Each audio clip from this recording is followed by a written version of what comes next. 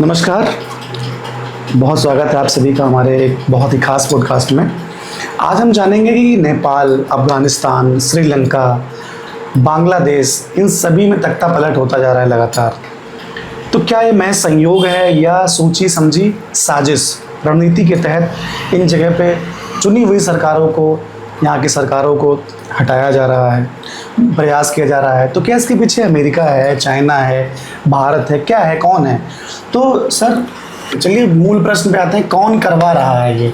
क्या ये ऑटोमेटिक हो रहा है? जो कि हमने बांग्लादेश में देखा, अचानक से भीड़ आती है, जबकि पॉलिटिक्स के विद्यार्थी जितने लोग हैं, पॉलिटिक्स के जानकार एक्सपर्ट्स हैं, कहते हैं कि जब तक कोई बड़ा नेता ना हो, सभी आंदोलनों में एक बहुत बड़ा चेहरा होता है, बहुत बड़ा मोटिव होता है, वो लोग उसको लीड करते हैं।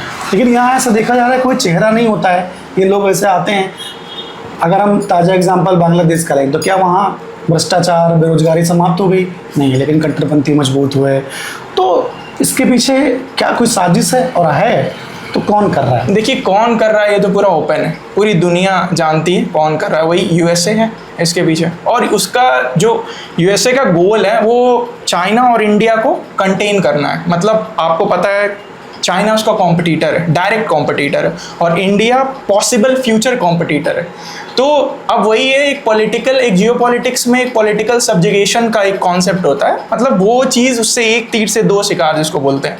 और ऐसा नहीं है कि अमेरिका ये चीज़ पहली बार कर रहा है इंडिया के साथ, चाइना के साथ। वो आपने देखा कि पाकिस्तान के साथ कैसे करता है, शैडो बॉक्सिंग करता रहता है। मतलब आज तक हमें लगता है पाकिस्तान हमारा दुश्मन है या जो करवा रहा है पाकिस्तान कर रहा है, पर आप जानते हैं पीछे कौन है इसके। उसी तरह अब आप देख लीजिए, पाकिस्तान को मैनेज करने के लिए उसने अफगानिस्तान को डिस्टेबलाइज किया, ईरान को। मतलब पाकिस्तान के भी नेबर्स जो हैं वो स्टेबल नहीं है। यही चीज़ वो भारत के साथ कर रहा है। आसपास में जब प्रॉब्लम्स क्रिएट करेगा तो भारत जो है वो, पहली बात तो उससे दो तरह से वो मैनिपुलेट होगा। एक तो वो इजीली मैनिपुलेट कर पाएगा इंडिया को कि वो चाइना को कंटेन करने के लिए अपनी पॉलिसीज बनाए या कुछ इस तरह से काम करे जिससे चाइना को लॉस हो। दूसरी चीज़, सपोज करिए इंडिया ये पाथ ले लेता है चाइना को लॉस पहुंचाने का, हालांकि ऐसा हो नहीं रहा है। हमारे यहाँ जो समझदार लोग हैं वो समझ रहे हैं क्या हो रहा है, लेकिन फिर भी अगर ऐसा करता भी है, मान लीजिए बहुत ज़्यादा दबाव में आ गया, जैसा कि हम लोग बहुत ज़्यादा डिपेंडेंट हैं यूएस पे, तो भी अगर मान लीजिए इंडिया ने कंटेन किया चाइना को या कुछ ऐसे पॉलिसीज़ बनाई जिससे प्रॉब्लम हो रही है, तो फर्दर इंडिया ग्रो ना कर पाए, उसके लिए ये डिस्टेबलाइजेशन की जा रही है कि आपस में ही अंदर जो है फसाद होता रहे, और ताकि चाइना भी कंटेन हो जाए, साथ साथ इंडिया का भी ग्रोथ एक कंट्रोल्ड ग्रोथ हो, मतलब फुली ग्रो ना हो। हाँ, उलझा के रखो घर में ही शत्रु को। हाँ, वैसे रणनीति। चलिए, ये तुम समझ कि कौन कर रहा है और क्यों कर रहा है, चाइना और इंडिया को कंट्रोल करने के लिए, डायरेक्टली इनडायरेक्टली। तो अमेरिका ने प्रयास किया, तो क्या लगता है जो कि चाइना के ऊपर अभी टैरिफ लगाया, इंडिया के ऊपर टैरिफ लगाया, एक तरह से वो भी कंट्रोल करने का एक तरीका है। लेकिन इंडिया भी कहीं ना कहीं अपने तरह से वो उसके सामने खड़ा हुआ है डट। चाइना ने तो जवाब ही दे देता है। तो क्या वो कर पा रहा है, कितने हद तक सफल हो पा रहा है अपने इस कोशिशों में? सफल अभी नहीं हो पा रहा है, लेकिन आप जान लीजिए कि प्रयास पूरा हो रहा है। चाइना के केस में सफलता उसको ज़्यादा नहीं मिल रही है।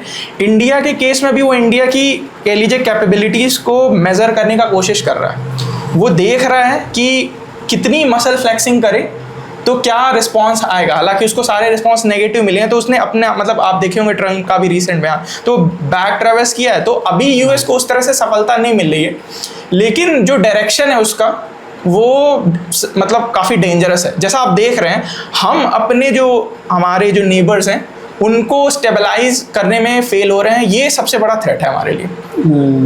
अभी नेपाल में हमने देखा कि जनजी प्रोटेस्ट के दम पे सरकार गिरा दी गई, ठीक है, सरकार, मंत्रियों को पीटा गया, बहुत सारे आगजनी हुई बड़े बड़े मंत्रियों के घर पे, नेताओं के घर पे। क्या आपको लगता है कि जनजी किसी सरकार को, किसी चुनी हुई सरकार को या किसी भी देश की सरकार को हिला के रख सकते हैं? देखिए, जेनजी एक मुखौटा है। आपको पता है कि हमारे यहाँ जेनजी जो है वो फ़ोन से अपना सर ऊपर नहीं उठाता है, तो प्रोटेस्ट तो आप छोड़ दीजिए, मैं ये नहीं कह सकता कर नहीं सकता है, लेकिन यहाँ पे जो हो रहा है वो जेनजी का काम नहीं है। ये आपका, जैसा आप जानते हैं, बलीन शाह, जैसे हम लोग मजाक करते हैं कि जो हमारे केजरीवाल जी हैं वो सीआईए के प्लांटेड हैं, लेकिन वो सीरियसली में सीआईए का प्लांटेड बंदा है। जो एनजीओज वहाँ इन्वॉल्व हैं आप नेपाल में, अब मैं उनका नाम नहीं लूँगा, लेकिन आपको मैं आफ्टर द पॉडकास्ट बताऊँगा उनके नाम, आप चेक कर लेना उनके हेडक्वार्टर्स कहाँ हैं। यूएसए में सारे के सारे हैं। तो ये सो कॉल्ड जो अब जैसे देखिए नेपाल के साथ बड़ी ट्रेजेडी हुई है पिछले 15 साल में। जो वहाँ के जो राजा थे ज्ञानेंद्र शाह, उन्होंने एक गलती की थी आज के 15-16 साल पहले। मतलब राजतंत्र में आप जानते हैं राजा के कर्तव्य, जो हमारे सनातन धर्म के प्रिंसिपल्स थे। मैं ये नहीं कह रहा कि नेपाल में कोई प्रॉब्लम नहीं थी, पर आज का नेपाल और आप 2008 के नेपाल में कंपैरिजन कर लीजिए, जबरदस्ती का सिचुएशन वहाँ खराब किया गया था। और ज्ञानेंद्र शाह को लगा कि ये चीज़ जनता चाहती है कि वहाँ पे डेमोक्रेसी आए, ठीक है। तो उन्होंने जनता की भलाई के लिए अपना हाथ जोड़ लिया कि भाई ठीक है, आप लोग जैसा चाहते हो मैं, और उन्होंने फर्दर उसमें इंटरवीन नहीं किया और वहाँ पे सो कॉल्ड डेमोक्रेसी आ गई। वहाँ का मैंने आपको बताया है कि 15-20 साल में आपका 13-14 बार सरकार बदली गई। मतलब कोई भी आज तक डेमोक्रेसी नहीं आई। चाइना ने अपने एसेट्स लगा दिए, यूएस ने अपने एसेट लगा दिए, इंडिया का अपना इंटरेस्ट है, इंडिया ने भी इन्वेस्ट किया। तो वहाँ जितनी पॉलिटिकल पार्टीज बनी, आप देखिए हर पॉलिटिकल पार्टी में अगर 3 लोग हैं तो आप देखेंगे एक जो है अमेरिका की साइड लेता है, एक चाइना की साइड लेता है और एक इंडिया की साइड लेता है। ये नेपाल का पूरा यही हाल है। हाँ, अभी हमने देखा कि मतलब शायद ये दुनिया के डिप्लोमेसी में बहुत नया एग्जाम्पल था कि जब पॉलिटिकल अनस्टेबिलिटी हुई नेपाल में, तो चाइना की जो डिप्लोमेट थी वो सभी पार्टियों के साथ मीटिंग कर रही है, क्योंकि लोग पॉलिटिक्स में इस तरह से इन्वॉल्व नहीं होते हैं। तो डिप्लोमेसी, ये जो केपी शर्मा ओली थे ये पक्का चाइना के प्लांटेड थे। और आप डेमोक्रेसी के नाम पे देखिए हुआ क्या, चाइना ने पूरा, अब चाइना डिफेंड करता है, केपी शर्मा ओली को प्रोटेक्ट करता है, चाहता है कि ये रहे यहाँ पे। उससे चाइना का करप्शन चलता है पूरा, मतलब बैड करप्शन। यूएस का देखिए क्या है, वो डेमोक्रेसी लाता है। अब जैसे यूएसए को मैं शॉर्टकट में समझाऊं तो यूएस ऐसा है कि एक ऐसा इंसान है जो वास्तव में बहुत घटिया है, लेकिन वो मानता है कि वो बहुत महान है, ठीक है। यूएसए की रियलिटी ये है। और यूएसए जहां जहां जाता है अपना वही डेमोक्रेसी यार, शादी के फूफा जी, हाँ, मतलब हर जगह डेमोक्रेसी। आपने देखिए ये मिडिल ईस्ट में डेमोक्रेसी लाने वाले थे, ये अफगानिस्तान में डेमोक्रेसी लाने वाले थे, ठीक है। ये पाकिस्तान में डेमोक्रेसी ला चुके हैं, कैसी डेमोक्रेसी आप जानते हैं। ये बांग्लादेश में डेमोक्रेसी ला चुके हैं, आप जानते हैं कैसी। अब वैसी ही डेमोक्रेसी नेपाल में लाए हैं, ओके, ठीक है। तो मतलब आप समझ सकते हैं कि ये अब वहाँ के जो बच्चे हैं, उनके लीडर्स के बच्चे हैं, वो क्या होता है 10वीं 12वीं पास करते ही देश छोड़ के भाग जाते हैं। वहाँ का जो एलीट है वो यही होता है, नेपाल का यही होता है। तो मतलब मैं यही कहूँगा कि जो डेमोक्रेसी का जो चूरन है, मैं डेमोक्रेसी का विरोधी नहीं हूँ, बट डेमोक्रेसी एक सर्टेन मतलब अमेरिका से उपजी है, अमेरिका से निकली है, मतलब वेस्टर्न वर्ल्ड से निकली हुई फिलॉसफी है, जहाँ पे लोग एक तरह से मेंटली एक लेवल पे इवॉल्व है। तो वहाँ से निकली हुई चीज़ है, उन्होंने उसको मथा है, वो उनके लिए अच्छा रिजल्ट प्रोड्यूस करेगी। लेकिन भारत हुआ, इंडियन सब कॉन्टिनेंट हुआ, जैसा ये हर जगह जाते हैं वही। अब जैसे फॉर एग्जांपल किसी भी जगह की फिलॉसफी जो है, या किसी भी जगह का रहन सहन, खान पान, उस जगह की ज्योग्राफी पे बहुत डिपेंड करता है, और वहीं से उनकी फिलॉसफी निकलती है। फिलॉसफी से पॉलिटिकल सिस्टम्स बनते हैं। तो अब जैसे सऊदी अरब में लोग काले कपड़े, सफ़ेद कपड़े, अपने शरीर को पूरा ढकते हैं, और इसका कारण है वहाँ के रेतीले तूफान जो है, अगर वो ना ऐसा पहने, औरतें ऐसा ना करें, तो उनका पूरा चेहरा जो है वो रेत से ढक जाएगा। तो उनका रहन सहन, पहनावा और खान पान उसी तरह से इवॉल्व हुआ है जैसी उनकी जियोग्राफी है, और उसी हिसाब से उनकी फिलॉसफी बनती है कि क्या खाना चाहिए, क्या नहीं खाना चाहिए, क्या मीट खाना चाहिए, नहीं खाना चाहिए। तो वो चीज़ उनको सूट करेगा। लेकिन अब जैसे भारत में वेदांत है, आप भारत की माने तो यहाँ पे वेदांत है जो कि आत्मा को अपनी पहचान मानता है, और उसी से सब कुछ यहाँ पे फिलॉसफी, फूड, सब कुछ उसी हिसाब से डिजाइंड है। तो अब जैसे नेपाल में डेमोक्रेसी ला रहे हैं ये लोग, और नेपाल में क्या हुआ, हो गया करप्शन। अब नेपाल का जो यूथ है वो देख रहा है, वो परेशान है कि यहाँ डेमोक्रेसी सिस्टम काम नहीं कर रहा है। तो अब उसको नॉस्टैल्जिया हो रहा है, उसको वो पुराने ज्ञानेंद्र शाह वाले जो दिन है वो याद आ रहे हैं। तो कहीं ना कहीं उनको यूथ के हृदय में एक पछतावा है, एक पश्चाताप है कि यार इससे अच्छा तो वही था। तो एक स्कोप है अभी भी नेपाल के पास कि वो अपनी खोई हुई आइडेंटिटी को रिक्लेम करे इसमें ही। और भारत के लिए भी यही सही है कि भारत से वेदांत निकला है, भारत से सनातन धर्म निकला है, और नेपाली हमारे सनातनी लोग हैं, तो वो अपनी आइडेंटिटी को रिक्लेम करें। जो आइडेंटिटी क्राइसिस हुआ है इस समय नेपाल में, जिसकी वजह से ये प्रॉब्लम्स हो रही हैं, अब ये राजा ज्ञानेंद्र शाह की जिम्मेदारी है कि वो दोबारा जो उन्होंने जिस चीज़ से वो भगे थे, जिस कर्तव्य से वो अपने भागे थे, अब फिर उनके सामने दोबारा वो चीज़ आके खड़ी हो गई है। तो अब ये उनके लिए ये चीज़ है कि वो अपने जो कर्तव्य जो उन्होंने छोड़ के भागे थे, अब उसको वो पूरा करें। हालांकि आप जानते हैं कि उनकी बात जो है वो पिछले कुछ दिनों में हमारे जो मोहन भागवत जी हैं उनसे हुई, योगी आदित्यनाथ जी से हुई, तो मुझे नहीं पता पीछे क्या चल रहा है, लेकिन नेपाल के पास अभी एक अपॉर्चुनिटी है एक डायरेक्शन में। हालांकि अब जैसे कि नेपाल की जनता ढूंढ रही है इस समय अपने मसीहा को, अब वो बलीन शाह में दिख रहा है उनको, क्योंकि अब वो यूएस द्वारा प्रोजेक्टेड है। तो यूएस अब वो यूथ है, तो वो ये दिखा रहा है कि हम आप जो करप्शन है हम ख़त्म करेंगे, यूथ के लिए चीज़ें लेकर आएंगे। लेकिन मुझे नहीं लगता है कि जिससे कोई प्रॉब्लम सॉल्व होगी। मुझे लगता है कि एक अपॉर्चुनिटी ज्ञानेंद्र शाह के पास भी है कि वो जो है अपने कर्तव्य का पालन करें और नेपाल को, अपने राष्ट्र को सही डायरेक्शन में लेके जाएं। हाँ, मतलब ये तो दुनिया का इतिहास रहा है आंदोलनों का, किसी भी आंदोलन से कोई बड़ा परिवर्तन हुआ नहीं है जब तक कि एक दो आंदोलन से गांधी जी के हैं, है ना, उस लेवल पे अगर बात करें तो नेल्सन मंडेला के हैं दुनिया में। उसके अलावा इस तरह की क्रांति से, और फ्रांस की क्रांति, अंटिल उसके अलावा कोई ऐसे क्रांति या आंदोलन के बहुत अच्छे परिणाम नहीं रहे हैं कि उससे बहुत व्यवस्था में परिवर्तन आए। खैर, आपने बोला कि जो राजा हैं वहाँ के, उनके पास एक अपॉर्चुनिटी है, तो क्या लगता है कि जो ताकतें सरकार को गिराने का प्रयास कर रही हैं वो उन्हें इतनी आसानी से आने देंगी? नंबर एक। और नंबर दो, आपने कहा कि मोहन भागवत और योगी जी से मिले वहाँ के जो राजा हैं, तो क्या भारत उनको सपोर्ट कर रहा है, या अगर कर रहा है तो कैसे कर सकता है, ये करना चाहिए? पहला क्वेश्चन क्या था आपका? सॉरी, मैं थोड़ा सा, मेरा क्वेश्चन मेरा यह था कि मैं एक हाँ मतलब क्या था? हाँ, मैंने कहा था कि जैसे जो ताकतें हैं, जिन ताकतों ने नेपाल में ये आज हालात किए कि सरकार वहाँ की गिर गई, तो क्या वो ताकतें राजा को फिर से बनने देना चाहेंगी? राजतंत्र वहाँ, आपको लगता है कि वो आसानी से वहाँ लाने देंगे? नहीं लाने देंगे, और ये उतना आसान भी नहीं होगा। लेकिन एक थोड़ा सा मतलब ज्ञानेंद्र शाह को खुद पॉलिटिक्स में आना चाहिए।